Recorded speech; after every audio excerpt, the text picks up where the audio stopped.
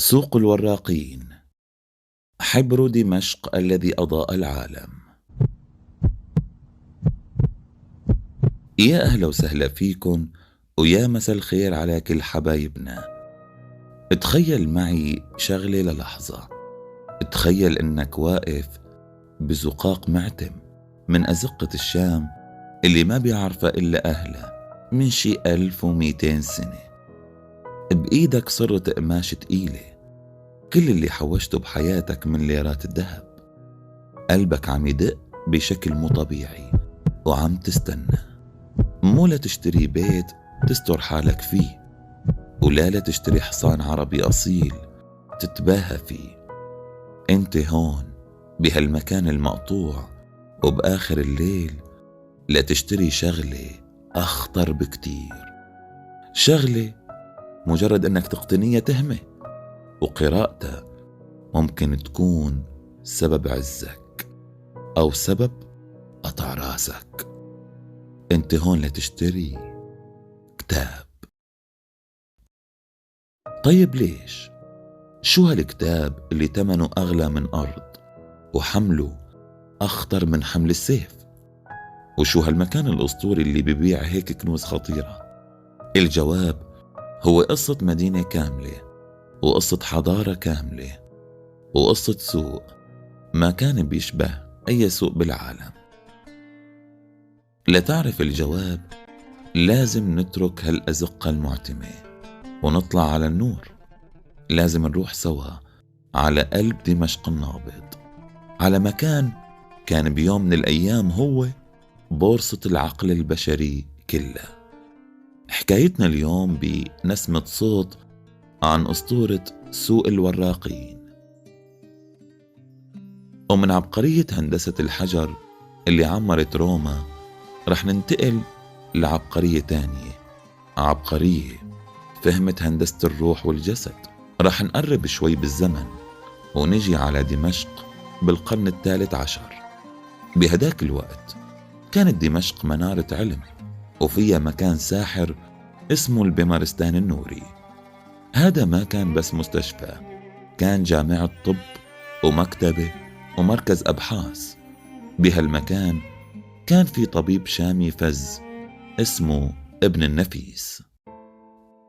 الحكاية إلى جذور عميقة بتبلش مع الأمويين، لما كانت دمشق هي عاصمة الدنيا بلا منازع، جنب الجامع الأموي الكبير اللي كان وقتها عم يرتفع للسماء كأعجوبة من أعاجيب الزمان.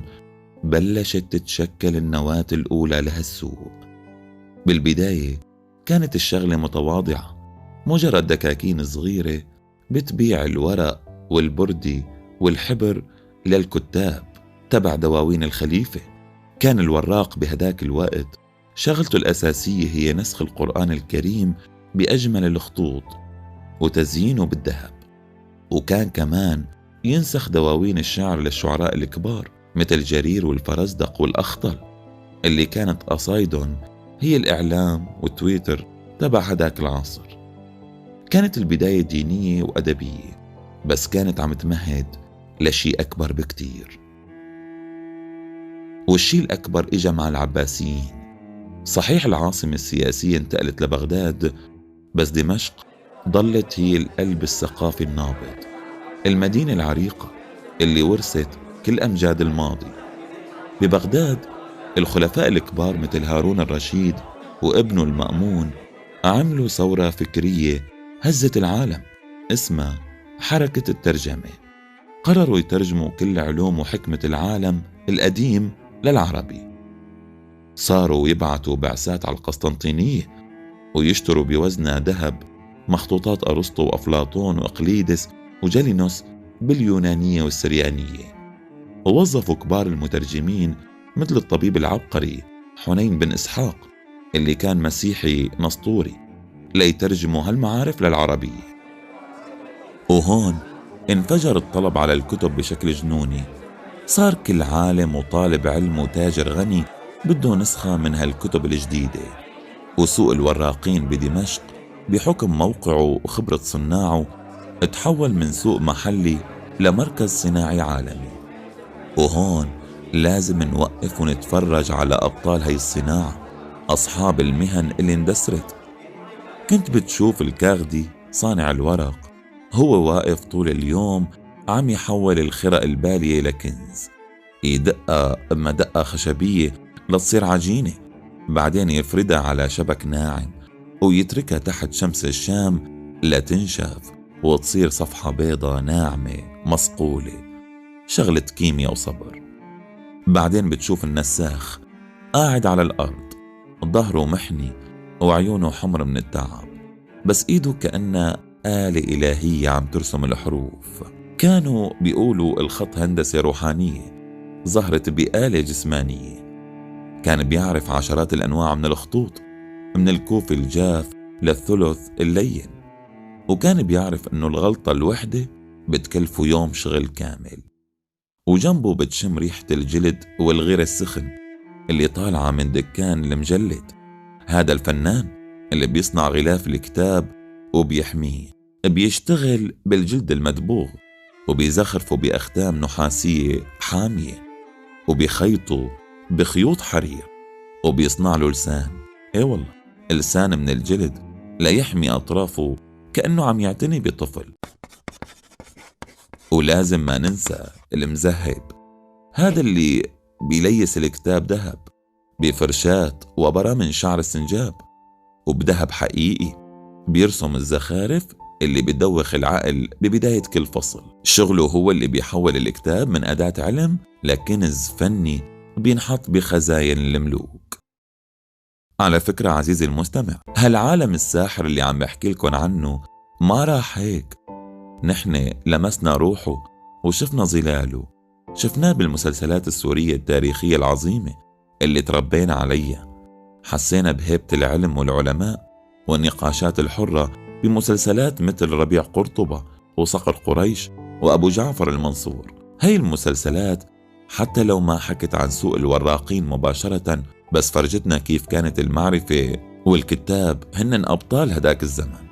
وشفناه كمان بروايات عالمية كتب أدباء كبار مثل الكاتب اللبناني الفرنسي أمين معلوف بروايته سمرقند. كل القصة بتدور حوالين مخطوطة نادرة لرباعيات الخيام، وكيف بتسافر عبر المدن والقرون. فالقصة اللي عم نحكيها هي جزء من ذاكرتنا الثقافية الحية. بس مثل كل قصة حلوة لازم يكون فيها فصل حزين وموجع.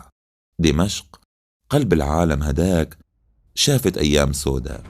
أكبر كارثة بتاريخ المنطقة كانت هي الغزو المغولي الهمجي بالقرن الثالث عشر. جيوش دمرت كل شيء بطريقة. ببغداد رموا كل كتب بيت الحكمة اللي كانت أكبر مكتبة بالعالم بنهر دجلة، وبيقولوا المؤرخين إنه النهر صار لونه أسود من الحبر لأيام. كانت كارثة حضارية بكل معنى الكلمة. آلاف الكتب والمخطوطات اللي أخذت مئات السنين لتتجمع وتترجم وتنسخ راحت بلحظة غضب. بس هون ظهرت عظمة سوق الوراقين بدمشق، وهون كانت نقطة عبقريته، لأنه المعرفة بدمشق ما كانت محصورة بمكتبة وحدة كبيرة مثل بغداد، كانت موزعة بمئات الدكاكين والبيوت والمكتبات الخاصة.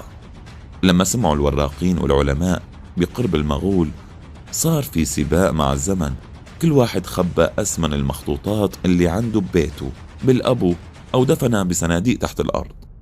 صحيح انحرق كتير وتدمر كتير، بس كمان نجا كتير. صار الوراقين بدمشق هن حراس الذاكرة الباقية، صاروا مسؤولين عن حفظ تراث البشرية اللي كان عم ينمحى. صمودهم هاد هو اللي خلى شعلة العلم ما تنطفي تماما، وقدرت ترجع تولع من جديد بعهد المماليك. فمنرجع لسؤالنا الأول، ليش كان الكتاب خطير؟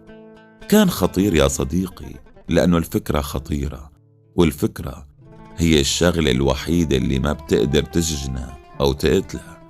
الفكرة المكتوبة بحبر صادق بتقدر تسافر أبعد من أي جيش، وبتعيش أكتر من أي إمبراطور. بتقدر تختفي 100 سنة تحت الأرض وبعدين تطلع وتزرع ثورة بعقول الناس. الكتاب كان خطير لأنه كان بيحمل الذاكرة الحية للحضارة، تاريخها وعلمها وفلسفتها وأخطائها.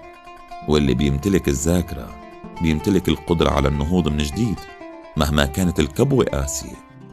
كان بيحمل مقولة مداد العلماء أقدس من دماء الشهداء. وهيك كانت حكاية سوق الوراقين مو مجرد سوق حجر وطين، إنما هو فكرة عظيمة عن تقديس الكلمة وعن حرفيين وعلماء كانوا جنود عم يدافعوا عن عقل هي الأمة. وهي كانت حكايتنا اليوم بنسمة صوت. نتمنى إنكم عشتوا معنا هالتاريخ المجيد. تصبحوا على ألف فكرة وفكرة.